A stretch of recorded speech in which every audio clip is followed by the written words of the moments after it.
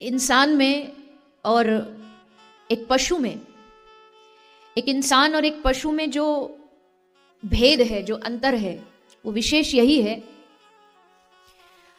अगर मानवों की, इंसानों की क्वालिटीज देखी जाएं, गुण देखे जाएं और उनकी तुलना पशुओं से की जाए तो बहुत सारी चीजों में समानता भी है। जैसे इंसान खाता है, पशु भी खाता है, और कई बार पशु पक्षी हमसे बेहतर खाते हैं। मानसरोवर का जो हंस होता है, उससे अच्छा महंगा भोजन भला कौन कर सकता है। इतने कीमती मोतियों को जो चुन चुन करके खाता। इंसान मकान बनाता है तो पक्षी भी बनाते हैं, और कई बार इंसानों से बेहतर बनाते हैं। अगर मनुष्य परिवारवाद बढ़ाता है तो वो एक पशु पक्षी भी करता है, वो एक मधुमक्खी भी करती है। अगर इंसान भविष्य के लिए जमा पूंजी करता है तो वो तो एक चींटी भी करती है। उसके बिल में खोज के देखो तो भंडार भरा है। मधुमक्खी शहद का पूरा भंडार भर के रखती है। अच्छी आवाज अगर मानव के पास है तो कोयल की तुलना कौन कर सकता है। अगर मनुष्य नाच सकता है तो मोर से अच्छा नृत्य कौन कर सकता है।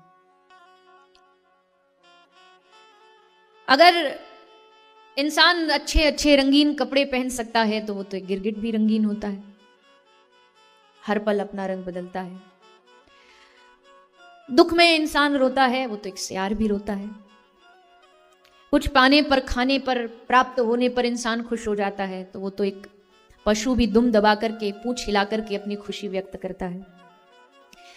ये सब कहने का मतलब सिर्फ इतना है कि इंसान और पशुओं की अगर बराबरी करी जाए तो हर मायने में पशु हमसे आगे निकलेंगे। लेकिन एक चीज है जो पशुओं के पास नहीं है। एक नहीं, मुझे लगता है 3 ऐसी चीजें हैं जो पशु नहीं कर सकते, जो हमारे मन में होती है, और वही इंसान होने की सबसे बड़ी पहचान है। एक है दिल का प्रेम, हृदय की दया और चेहरे की मुस्कुराहट। ये 3 चीज पशु प्रसन्न हो सकता है, खुश हो सकता है, पर मुस्कुरा नहीं सकता। कभी किसी गाय को मुस्कुराते देखा है कि गाय अपने दांत दिखा करके हंस रही हो? खुशी होती है, पशुओं में भी खुशियां होती हैं, दुख भी होता है, जब कभी परेशानियां होती है, कष्ट होती है, लेकिन वो अपना दुख और दर्द जो है वो बोल करके, कह करके, मुस्कुराहट से बयान नहीं कर सकते। हम कर सकते। मानवों के पास ये गुण भगवान ने दिया है कि वो अपने चेहरे की मुस्कुराहट से, अपने हृदय की दया से और अपने मन के प्रेम से पशुओं से अलग बन सकता है। लेकिन अगर ये तीनों ही खत्म हो जाए, हृदय में दया ना रहे, मन में प्रेम ना रहे, चेहरे पर मुस्कुराहट ना रहे, तो मानव का मानव होने का क्या लाभ है? मनुष्य होने का क्या लाभ है? किसी ने बहुत सच्ची बात कही कि आज इंसान तो घर घर में पैदा हो रहा है। हर घर में इंसान पैदा होता है। इंसान घर घर में पैदा हो रहा है, लेकिन इंसानियत कहीं कहीं ही पैदा होती है। मानवता कहीं कहीं ही पैदा होती है, और मानवता को बनाए रखने का ही जो काम है वो सत्संग करता है। इंसानियत, मानवता जिंदा रहे, जीवित रहे, उसी के लिए ये सत्संग, ये कथामृत का रसपान कराया जाता है। तो आइए सीधा चलते कथा प्रसंग की ओर, जहां हमने कल कथा को विश्राम किया था। आप सबने सुना राजा परीक्षित जो राजा बन चुके हैं हस्तिनापुर के, और राजा का दायित्व है कि वो अपनी प्रजातंत्र को, अपनी प्रजा में रहने वाले हर व्यक्ति को बराबरी का न्याय दे। अगर एक राजा के राज्य में सबको उचित, मुझे लगता है एक राजा का शासन तभी सफल होता है जब उसमें 3 चीजें एकदम सुव्यवस्थित हो। पहली चीज न्याय, समय पर न्याय मिले, सबको न्याय मिले। दूसरी है शिक्षा, सबको शिक्षा का अधिकार हो, सबको शिक्षा प्राप्त हो। और तीसरा है उचित चिकित्सा।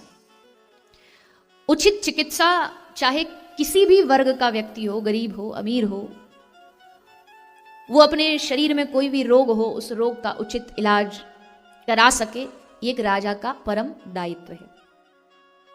अब इन 3 चीज़ों को हमें जब भी एक शासन, अच्छा शासन की बात आती है तो 3 देखने ज़रूरी होते हैं। पहला, न्याय।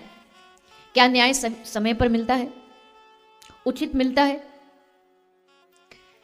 कई बार तो ऐसा भी सुनने में आता, खबरों में आता कि जिस कैदी को फांसी की सजा सुनाई होती है वो 7 साल पहले ही गुजर चुका होता है।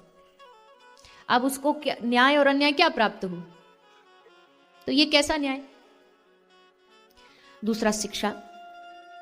शिक्षा में भेदभाव नहीं होना चाहिए। शिक्षा का अधिकार सबको होना चाहिए, चाहे पुरुष हो, चाहे स्त्री हो, चाहे बेटा हो, चाहे बेटी हो।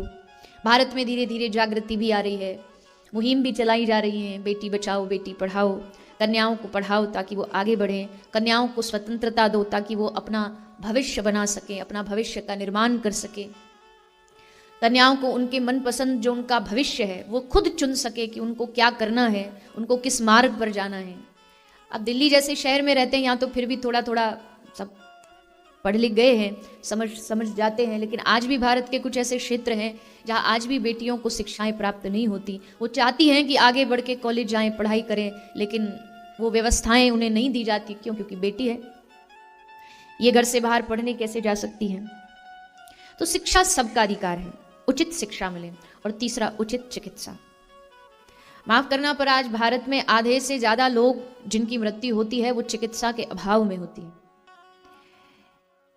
जिस प्रकार की चिकित्सा उनको प्रदान जो प्राप्त होनी चाहिए वो चिकित्सा प्राप्त नहीं होती। दूसरी बात, चिकित्सा व्यवस्था में भी कहीं कहीं ऐसी कमियां हो जाती हैं। अब दिल्ली जैसे शहर में अगर एक एम्बुलेंस को हॉस्पिटल तक पहुंचना हो तो उसको मानो पूरी बैतरनी पार करके जाना पड़ता है।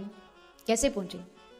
चारों तरफ लोग ही लोग हैं और दिख भी जाता है लोगों को कि पीछे से एम्बुलेंस आ रही है, उसको रास्ता चाहिए, पर हम क्यों, हम खड़े हैं पहले से। ये बातें मैं इसलिए बस निवेदन कर रही हूँ, ये भागवत में कहीं लिखी नहीं है, पर समय के अनुसार चीज़ों को समझना भागवत के में कहना आवश्यक है ताकि हम जिम्मेदार नागरिक बने। कहीं कुछ ऐसा दिखता है कि कोई रास्ता चाहिए तो आप रास्ता दीजिए, और केवल रास्ता नहीं दीजिए, असल में ठाकुर जी के चरणों में प्रार्थना भी करिए, हे प्रभु जो भी व्यक्ति जा रहा है आप उसे स्वस्थ करें, उसके आरोग्य प्रदान करें, क्योंकि यही चीज हमें धार्मिक बनाती है। धार्मिक, मैंने कहा धार्मिक होना केवल कोई बाहर की वस्तु नहीं, हृदय की दया ही हमें धार्मिक और धर्म से जोड़ती है। तो चिकित्सा उचित होनी चाहिए, चिकित्सा में कोई भेदभाव नहीं होना चाहिए। चिकित्सा करने वाले, एक खबर आई थी, वो एक पेशेंट ऑपरेशन करा के गया, घर आया तो अब वो रात को सोए तो उसको सपने में उसको सुनाई दे कि उसके फोन में पेट में फोन बज रहा है, घंटी बज रही है। तो वो एक दिन देखा, 2 दिन देखा, उसको लगा कुछ तो गड़बड़ है, हर 2-4 घंटे में घंटी बजती है। तो डॉक्टर के पास गया, पता चला, अखबार में पढ़ा था मैंने, ऐसे ही नहीं बोल रही, तो उसमें बताया कि वो जो कर रहे थे ऑपरेशन वो बेचारे नशे में भीतर घुसे थे और नशे में ऑपरेशन करके फोन अपना वहीं भूला है। अब बताओ, ऐसी चिकित्सा में जो जीवित है वो बेचारा उल्टा। और जब मैं बात कर रही हूं उचित न्याय, उचित चिकित्सा, उचित शिक्षा, तो इसका मतलब केवल मानवों के लिए नहीं। उचित न्याय केवल मानव ही प्राप्त करें ऐसा नहीं, मनुष्य को ही मिले ऐसा नहीं। उचित न्याय एक छोटे से छोटे जीव को प्राप्त होना चाहिए, वो कोई भी हो, उसके साथ अन्याय ना हो। शायद मेरी बात इशारा आप समझ रहे होंगे किस ओर जा रहा है। आज के समय में मानव अधिकार की तो हम बात करते हैं, मानव ह्यूमन राइट्स, लेकिन ह्यूमन राइट्स के साथ हम ये भूल जाते हैं कि इस दुनिया में और भी प्राणी रहते हैं, उनका भी यहाँ जीने का पूरा पूरा अधिकार है, लेकिन हम उनका अधिकार भूल जाते हैं। हम पशुओं का अधिकार भूल जाते हैं, हम गायों का अधिकार भूल जाते हैं, उनको न्याय प्राप्त हो ये भूल जाते हैं, और उल्टा अपना मानव अधिकार जमा के। शायद आपको पता हो या ना पता हो, एक समय गौ माता की रक्षा हो, गौ हत्या बंद हो, इस पर हमेशा कुछ ना कुछ चलता रहता है, आंदोलन होते रहते हैं। एक समय ऐसा आया कि ये प्रस्ताव विधानसभा में रखा गया कि गौ माता की हत्या बंद होनी चाहिए, गौ माता की रक्षा होनी चाहिए। जितने भी वहां पर सभासद थे, लगभग जितनी प्रतिशत चाहिए था वो सहमति भी प्राप्त हो गई, पर उसमें एक मैया खड़ी हो गई। अब मैं उनका नाम तो नहीं लूंगी क्योंकि मेरा क्या मतलब, पर अगर आप जुड़े होंगे गौ माता से तो आप जानते होंगे कि वो माता खड़ी हो गई और खड़ी होकर माइक पे बोलती हैं, हम कुछ भी खाएं हमारा अधिकार, हम गौ मांस खाते हैं लोग, कोई हमें रोक करके दिखाए, और ये हमारा मानव अधिकार है और हमारा अधिकार कोई हमसे छीन नहीं सकता। वो एक माता के कहने से 2-4 और खड़े हो जाते हैं, ऐसा तो होता ही है सभाओं में, और बस फिर धीरे धीरे जो एकदम पारित होने वाला था प्रस्ताव वो फिर से विलुप्त हो गया। अरे जब आप अपना मानव अधिकार मानव अधिकार का मतलब क्या ये है कि आप जो मन चाहे, कल को आप कहो हमारा मानव अधिकार, हम तो इंसानों को भी मार मार के खाएंगे, हमारी मर्जी, ऐसा थोड़ी होता है। जैसे आप जिस देश में रहते हो देश के कुछ लॉज होते हैं, कुछ प्रोटोकॉल्स होती हैं, वैसे प्रकृति ने भी इस प्रकृति के कुछ नियम बनाए हैं, उनको आप तोड़ नहीं सकते अपनी मन मर्जी करके, हमारी मर्जी, हम जो मन चाहे करें। ये बात आज इसलिए ज्यादा कथाओं में बोलनी पड़ती है कि पहले के कुछ साल पहले तक 60 से 70% लोग शाकाहारी हुआ करते थे और बचे 20-30% जो होते थे वो नॉनवेज खाते थे, पर आज एकदम ऑपोजिट हो गया है। आजकल के लोग मांस खाना ये अपने आप को हाई क्लास में समझते हैं कि हम ये हाई क्लास में माने जाएंगे, और अगर हम कह दें कि हम शाकाहारी है तो अरे कैसा आदमी है, मांस नहीं खाता। आप खुद भी आगे आने वाली पीढ़ी को भी कैसे बचाना है वो आप लोग ही निश्चित करेंगे, कोई और निश्चित नहीं करेगा। आपको ही निश्चित करना पड़ेगा कि आगे आने वाली पीढ़ी को हमें इस हिंसा से बचाना है। उनको समझाइए हिंसा से जीवन में कितनी हानियां होती हैं, पहले तो खुद जानिए। अच्छा, आप एक भारतीय सनातन परंपरा में जब कोई व्यक्ति एक मुर्दा को, शव को शमशान में जला के आता है तो जलाने के आने के बाद क्या करता है? घर आके क्या करेगा? सबसे पहले बोलिए ना, जोर से बोल दीजिए, कुछ नहीं घटेगा। क्या करेगा? स्नान करेगा, घर आके नहाएगा। क्यों? क्योंकि उसने ऐसा मान्यता है कि शरीर अपवित्र हो जाता है। आप वहां किसी की मृत्यु वाले घर में भी जाते हैं तो घर से आके आप स्नान करते हैं कि यहां थोड़ी शुद्धि हो जाए, शरीर की शुद्धि। क्यों? वहां हम शव को जला करके आए। लेकिन सोचो वो आदमी क्या शुद्धि करेगा जिसका खुद का पेट ही शमशान हो? वो तो खुद, फिर अगर अपने पेट में तुम पशुओं की लाशों को दफना रहे हो तो इसका मतलब कि हमारा शरीर तो चलता फिरता शमशान है। क्या शुद्धि होगी इसकी कि आप हमेशा हर क्षण वो अपवित्र ही माना जाएगा? और इस बात को विज्ञान भी कहता है, साइंस भी कहता है। धीरे धीरे विदेशों में ये चीजों को कुछ लोग समझ रहे हैं, वीगन ट्रेंड चल गया है, लोग धीरे धीरे वेजिटेरियन बन रहे हैं। तो उसमें साइंस भी कहता है कि जो खाना आप खाते हैं, जो भोजन आप खाते हैं, उसकी अपनी एक वाइब्रेशन होती है, और उस भोजन को जब आप किसी पशु को मारते हैं तो पशु के हृदय में क्या चल रहा होता है उस समय? हिंसा, डर, गुस्सा, काश मेरे हाथ में कुछ होता तो जो मुझे मार रहा मैं उसे मार देता। ये सब भावनाएं उसके मन में चल रही होती। तो जब आप जिस समय उसे मार रहे होते हैं या जिसने भी उसको मारा है, उस समय उसके जो इमोशंस हैं, जो उसकी भावनाएं हैं, वो उसमें व्याप्त हो जाती, आ जाती। और वही जब आप खाते हैं तो वही भावनाएं, वही इमोशंस आपके भीतर भी ट्रांसफर हो जाती। फिर वही चिड़चिड़ा, वही गुस्सा, वही दूसरों के प्रति ईर्ष्या, ये भावना ज्यादा बढ़ जाती है कंपैरिजन टू जो शाकाहारी होता है। होती सब में ये भावना, ऐसा नहीं कि शाकाहारी में नहीं मिलेंगी, उसमें भी होती है, लेकिन कंपैरिजन करोगे अगर आप उससे तो उनकी मात्रा जल्दी, थोड़ा अग्रेसिव जो नेचर है वो किस लिए होता है? क्योंकि जिन पशुओं को आप मार के खा रहे हैं उनकी भावनाएं आपके भीतर प्रवेश करती है। इसलिए सावधान रहें। कोई भी गलत आहार, इवन अगर आप शाकाहारी भोजन भी कर रहे हैं तो भी सावधानी जरूरी है। शाकाहारी में भी ये नहीं कि जो मन किया जाकर के कहीं भी कुछ भी, पहले उसको देखना। और हमारे शास्त्र कहते हैं, भारतीय परंपरा कहती है कि जब भी आप भोजन करो तो सब भोजन करने से पहले क्या करना चाहिए? क्या करना चाहिए? कुछ भी नहीं करना चाहिए। ठंड में बंद हो गई क्या? यहां तो बढ़िया, देखो हीटर चल रहा है, एकदम ठंडी लगी नहीं रही।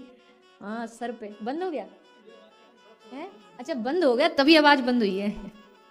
चलो चलवा देंगे। बोलो, क्या करते हैं? हाथ जोड़ करके भगवान को भोग लगाते। प्रसाद, उस खाने को प्रसाद बनाने का जो प्रोसेस है उसको भोग कहते हैं, भगवान को ऑफर करते हैं। हमें जो भी खाना है, हमें जो भी पाना है, वो हम भगवान को पहले अर्पित करते हैं, फिर उस प्रसाद को, फिर वो खाना भोग बन गया, फिर वो प्रसाद बन गया, तब उसको हम ग्रहण कर सकते हैं।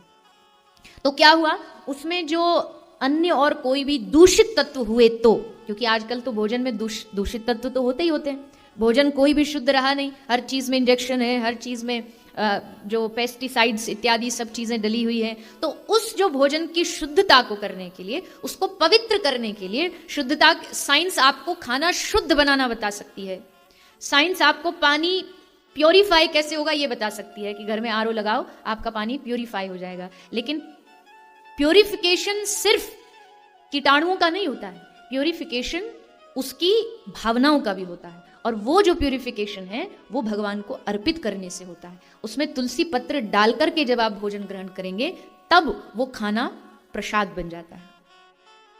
इसलिए खाइए अच्छा, लेकिन उसको पहले भगवान को अर्पित करके, पहले भोग लगा करके, तब आप उसको ग्रहण करिए। तो बात शुरू हुई हृदय की भाव, हृदय की भावना। जब आप पशुओं में भी हृदय में उनके प्रति दया लाएंगे, गौ माता के प्रति दया लाएंगे, तब धीरे धीरे आपके मन जो है, आपका चित्त जो है, वो अध्यात्म की ओर, धर्म की ओर, भक्ति की ओर आगे बढ़ने लगेगा। सुखदेव राजा परीक्षित ने भी कलयुग को रहने के लिए जो 4 जगह दी हैं, उनमें कौन कौन सी हैं? उनमें एक है हिंसालय, जहां किसी की हिंसा की जाती हो, जहां किसी को मारा काटा पीटा जाता हो, उस जगह पर कलयुग रहता है। दूसरी जगह कौन सी है जहां कलयुग रहता है? मदरालय, जहां शराब पी जाती हो, उस जगह कलयुग रहता है। जहां किसी भी प्रकार का नशा किया जाता हो, कोई भी नशा हो, वहां पर कलयुग का निवास होगा। इसलिए उससे सावधान रहें। ये बातें ऐसा नहीं कोई पता नहीं है, लोगों को पता सब है, नशा नहीं करना चाहिए फिर भी करते हैं। वही वाली बात है, वो एक गया दुकान पे, वो तम्बाकू की पुड़िया खरीद के लाया, घर आके पढ़ा तो उस पे लिखा था तम्बाकू खाने से खांसी होती है। तो भाग करके वापस दुकानदार के पास लौट के गया और जाके दुकानदार को बोला, अरे ये कैसी नकली वाली दे दी तूने, असली वाली दे जिस पे लिखा होता है तम्बाकू खाने से कैंसर होता है। दुकानदार बोला, ले भैया तू कैंसर वाला ले जा, असल वाला ले जा, पता सबको है, पर करेंगे वही जो हमारा मन करेगा। तुम कितना भी प्रवचन बांटते रहो, हम लेंगे ही नहीं। देखो मैं हमेशा कहती हूँ, ये जो इतनी जो 4 दीवारी है ना, जिसमें हम बैठे हैं अभी 150 लोग, इससे बाहर, इस मंदिर के प्रांगण से बाहर कोई क्या करता है वो उसकी मर्जी है, ये उसकी जिम्मेदारी है। लेकिन जब आप कथा में आके बैठ जाते हो, जब आप किसी तीर्थ स्थल पर, मंदिर पर आ जाते हो, तो आपकी जिम्मेदारी सड़क पे खड़े हुए आदमी से ज्यादा बढ़ जाती है, क्योंकि आप एक पवित्र जगह खड़े। उसका जीवन पवित्र हो ना हो, क्योंकि उसके जीवन में सत्संग ही नहीं, बेचारे की क्या गलती। पर जिसके जीवन में सत्संग है, उसका तो कर्तव्य बन गया ना कि उसका जीवन पवित्र होना चाहिए, उसके जीवन में शुद्धता होनी चाहिए। इसलिए जितना हो सके कोई भी ऐसी बुरी आहार, बुरा कुछ नशा जो हमारे जीवन को नष्ट कर रहा हो, बर्बाद कर रहा हो, उससे दूर रहें, जितना हो सके दूर रहें।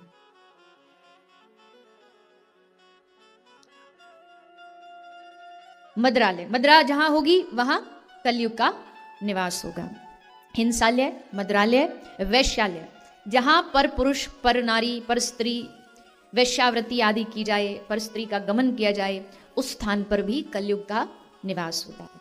और चौथी चीज है जुआ, जहां जुआ होगा उस जगह पर भी कलयुग का निवास होगा। अब जुए में देखो सभी चीज आती है, ऐसा नहीं कि ये जो आजकल लगाते हैं लोग लॉटरी वोटरी, ये सब भी साधुओं के पास जाते हैं। हमारे गुरुजी के पास कुछ लोग आते थे, बोले महाराज जी नंबर बता दो, तो महाराज जी बोले हमको नंबर बताने बैठे, ले प्रसाद ले। तो कई बार ऐसा हुआ, उन्होंने जैसे कोई चनौरी प्रसाद में दी, तो लोगों का दिमाग देखो कैसा कैसा होता है, वो चनौरी गिन लेते थे, जितने वो गिनती चनौरी की होती है वो ये नंबर लगाएंगे। बताओ, साधुओं को तो बख्श दो, उनको तो छोड़ दो, संतों को तो छोड़ दो। ये सब जो शर्त वर्त लगाते सटे, सब जुआ में आता है। अरे मेहनत से कमाओ, परिश्रम से कमाओ, मेहनत से कमाओगे तो सुकून की नींद सो, चैन की नींद सो। और इस तरीके से इधर उधर करोगे तो फिर वही 8 नवंबर को आएंगे मोदी जी और बोलेंगे आज से पीले हरे नोट बंद। फिर महाराज गए काम से, जोड़ रखा है इतना। देखो मैं धन कमाने के विरोध में नहीं, आपको ठाकुर जी ने दिमाग दिया, शरीर दिया, परिश्रम करो, मेहनत करो, पर सत्यता के साथ, ईमानदारी के साथ, सत्यता के साथ करो, धन कमाओ और ये भाव के साथ कमाओ। देखो धन कमाना बुरा नहीं, लेकिन धन को कमा कमा के सिर्फ जोड़ देना, उसको किसी सदकार्य में ना लगाना, किसी अच्छे कार्य में ना लगाना, तो वहां उसको जमा करते करते करते उसका कहीं ना कहीं एक दिन विनाश ऐसे ही होता है। तो इन 4 जगह से जितना हो सके दूर बचे, नशे से दूर रहें, वैश्यालय हिंसा से दूर रहें और जुआ। 5वां स्थान मिल गया स्वर्ण, पर उसका भी समाधान दिया है संतों ने कि सबके सोने में कलयुग नहीं रहता। जो झूठ से कमाए हैं, जो किसी को धोखा देके कमा रहा है, उस सोने में कलयुग रहता है। तो राजा परीक्षित के सर पर कलयुग बैठा, परीक्षित जी की बुद्धि को भ्रमित किया, गले में सर्प डाल दिया, श्राप लगा। सुखदेव जी की शरण में गए, हे महाराज आप हमें एक ऐसी कथा सुनाओ जिससे मृत्यु का भय मन से, डर जो है वो दूर हो जाए। देवता वहां आए अमृत लेकर के। देवताओं ने कहा कि ये अमृत है, परीक्षित को पिला दो, ये अमर हो जाएगा। लेकिन श्री सुखदेव जी ने उन देवताओं को वहां से वापस लौटा दिया कि नहीं नहीं, जिसके पास कथामृत हो वो संसार का अमृत लेकर के क्या करेगा। और राजा परीक्षित को समझा रहे हैं, राजन मृत्यु कोई बड़ी बात नहीं, जन्म लाभ परम पुंसाम अंते नारायण स्मृति। सबसे अच्छी बात क्या है, मृत्यु सबकी होनी है, पर जिसने अंत समय में भगवान नारायण की स्मृति कर ली हो, भगवान नारायण को याद कर लिया हो, उसकी मृत्यु धन्य है। और देखो मरना तो कौन चाहता है, आदमी का बस चले, मृत्यु अगर हमारे हाथ में हो जाए, आदमी का बस चले तो आदमी कभी जाएगा दुनिया से, बांध करके हाथ में बांध के ही ले जाना पड़ेगा, कभी नहीं जाएगा। लाख कोशिश करो कि भैया अपनी मर्जी से, अब तुम जी लिए ना 100 साल, अब चलो।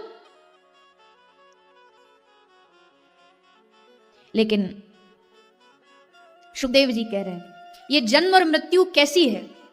आप सबने बचपन में खेल खेला होगा, भैया ये बंदी कर दो, मैंने तो ऐसे मजाक में बोला था, ज्यादा ही गर्म हो रहा है, एकदम सर पे है, ऐसे ही ठीक है, हैं सीरियस हो गए, हाँ थोड़ा देर बंद कर दो, बहुत ज्यादा गर्म आ रहा है।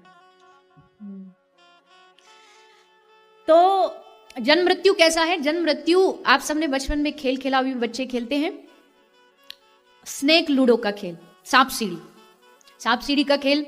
उसमें क्या होता है, धीरे 1 नंबर 5 नंबर 10 नंबर चढ़ता चढ़ता चढ़ता धीरे धीरे धीरे सारी सिंडी पार करता करता जब शायद 99 पे पहुंचता है तो वहां एक बड़ा सा नाग बैठा होता है, खेला है ना। और अंत में जाकर के जब वो डसता है तो डायरेक्ट कहां पहुंचाता है, सीधा नीचे एकदम वैसा डसेगा कि आपकी सारी जो ऊपर सिंडी है वो करके फिर वापस।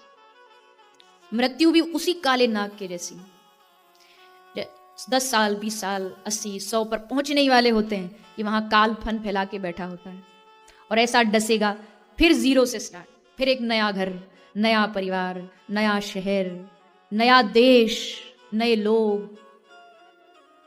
आज तक हमें याद नहीं कि हमने कितने जन्म लिए, ये हमें याद नहीं, लेकिन शास्त्र कह रहे हैं यहां जितने बैठे हैं ना, करोड़ों करोड़ों जन्म लेकर के घूम करके, कभी पशु भी बने होंगे, कभी पेड़ बन करके सालों सालों खड़े रहे, पहाड़ पर्वत बन करके हजारों हजारों वर्ष तक कभी जड़ बन करके खड़े रहे, लेकिन बार बार घूमते घूमते घूमते घूमते फिर एक समय आया जिसको कहते हैं मानव योनि। एक अंधा था, वो अंधा एक किले में घुस गया, तो किले में जैसे वो घुसा, भटक रहा था, बहुत बड़ा लंबा चौड़ा किला था, उसको उससे बाहर निकलने का रास्ता नहीं मिल रहा था। जब रास्ता नहीं मिला तो एक साधु उससे मिल गए, संत ने उसका हाथ पकड़ा और किले की जो दीवार है उससे उसका हाथ लगा दिया और कहा भैया देख, तो इसको ऐसे पकड़ पकड़ के इसके सारे सारे सारे चलता जा, जहां ये दीवार खत्म हो जाए समझ दरवाजा आ गया और निकल जाना। ठीक है महाराज जी, चल पड़ा, चलता जा रहा था, चलता चलता चलता चलता चलता जैसे दरवाजा आने वाला ही था कि अंधे के साथ साथ उसे एक और रोग था। किस चीज का रोग था, उसको दाद खाज खुजली का रोग था। तो जैसे दरवाजा आने वाला था, निकलने वाला था कि उसके सर में खुजली हो गई, उसने हाथ लेकर के सर ऐसे खुजा दिया और खुजाता खुजाता आगे बढ़ा, और जैसे आगे बढ़ा हाथ लगाया फिर से दीवार आ गई, फिर दीवार को पकड़ पकड़ पकड़ पकड़ चलता चलता चलता जैसे दरवाजा एग्जिट आने वाली थी, अब की बार पाम में खुजली हो गई, फिर खुजाने लगा, फिर निकल गया, ऐसे करते करते घूम रहा है, चक्कर लगा रहा है, घूम रहा है। वैसे ये 84 लाख योनियों का किला है, हम इसमें भटक रहे भटक रहे भटक रहे। तभी संत ने कृपा करके हाथ पकड़ा और हमें दरवाजा दिखाया। दरवाजा किसका था? मानव योनि का। वो दरवाजा है, द्वार है। जैसे द्वार मानव योनि का मिलता है, हमें सत्संग मिलता है मानव योनि में, फिर हमें कोई खुजली हो जाती है। कैसी खुजली? किसी ने कहा सत्संग कथा सुनने चलो, अरे नहीं हमारे तो घर में फंक्शन है, अरे नहीं हमने तो छुट्टियां प्लान कर रखी है। ये सब क्या? ये खुजली है। किसी को कोई बहाना, किसी को कोई बहाना प्राप्त हो जाता है, और फिर एक क्षण में वो जो अवसर, जो अपॉर्चुनिटी हमें प्राप्त होती है, वो हम छोड़ देते हैं। इसलिए हजारों हजारों जन्म हम क्या से क्या बने, और फिर अंत में जाकर के एक मानव शरीर अवसर मिला है। इसको ये सोच के मत गवा देना अरे तुमसे बड़ा कोई समझदार आदमी नहीं। कई लोग होते हैं उनको अपने से बड़ा कोई समझदार दुनिया में दिखता ही नहीं। हम ही सबसे बड़े समझदार हैं, भरे हुए अभिमान से, नख से लेके शिखा तक एकदम तन का अभिमान। आहा, हमको भगवान ने बड़ा बढ़िया अच्छा शरीर दिया है, सुंदर शरीर दिया है। किसी को धन का अभिमान, किसी को यौवन का अभिमान, किसी को अपने पुरुषार्थ का अभिमान। हमने बड़ा पुरुषार्थ किया, हमने बड़ी मेहनत की। जो मेहनत करता वो कभी मेहनत को गा ही नहीं सकता कि उसने की है। और हर व्यक्ति को अपना पुरुषार्थ, अपना परिश्रम बड़ा अच्छा लगता है कि उसने बड़ा पुरुषार्थ किया। माफ करना पर कई बार नहीं, घर में जो बड़े बुजुर्ग होते हैं वो कहते रहते अरे तुमने अभी कहां देखी, हमने अपने जमाने में मेहनत की थी, जरूर की थी, उस मेहनत को प्रणाम है। लेकिन आज का व्यक्ति जो मेहनत कर रहा है वो उसकी मेहनत है, वो उसका पुरुषार्थ है। किसी को पुरुषार्थ का अभिमान है, किसी को अपनी प्रतिष्ठा का अभिमान है कि देखो जब हम चलते हैं सबरी दुनिया हाथ जोड़े ठाड़ी रहती है हमारे सामने, जय हो महाराज की, जय हो महाराज की, जय हो। ये छोटे छोटे अभिमान धीरे धीरे धीरे धीरे करके अभिमान का पूरा एक गठरी बना देते। मैं कई बार विनोद में एक ऐसी सुनाती हूं कि एक दवाई आती है, दवाई भी नहीं कह सकते उसको, पर एक पाउच आता है इनो। सबने सुना ना इनो?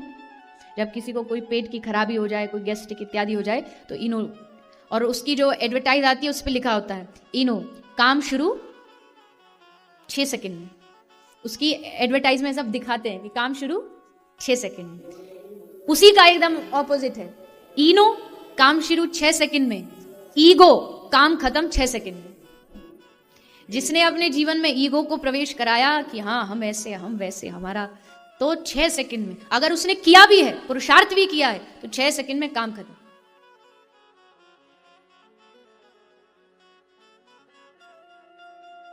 और वैसे भी अगर पूरी संसार की दृष्टि से देखा जाए, अगर संसार की दृष्टि से देखा जाए तो जिस वस्तु का, जिस व्यक्ति का, जिस पुरुषार्थ का हम अभिमान पाले हुए हैं, अगर उसको पूरी दुनिया के हिसाब से देखा जाए तो कुछ भी नहीं है, जीरो है। अगर आप अपने धन का भी अभिमान करते हो तो पूरे दुनिया में देखो कितने धनवान, आप उनमें कौन से नंबर पर आते हो। अगर विद्या का हमें अभिमान है तो दुनिया में कितने कितने विद्वत हुए, हम कौन सी गिनती पर आते हैं।